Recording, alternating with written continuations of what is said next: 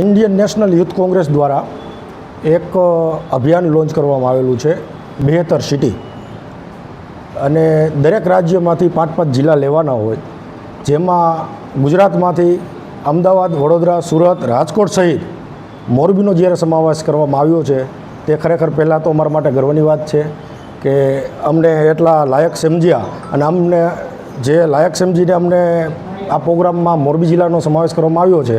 તો આ અભિયાનમાં અમે અમારું 100% આપીને આ કાર્યક્રમને સફળ બનાવશું.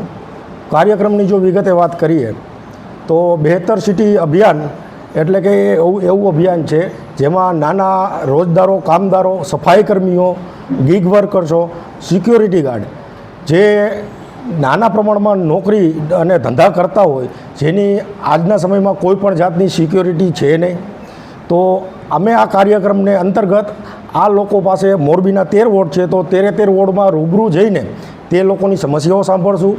તે સમસ્યાને લઈને આવેદનપત્ર, અરજી અથવા તો જે કંઈ પણ લડાઈ કરવી પડતી હશે તે લડાઈ કરીશું અને તેના મુદ્દાઓને સોલ્યુશન કરવાનો પ્રયત્ન કરશું.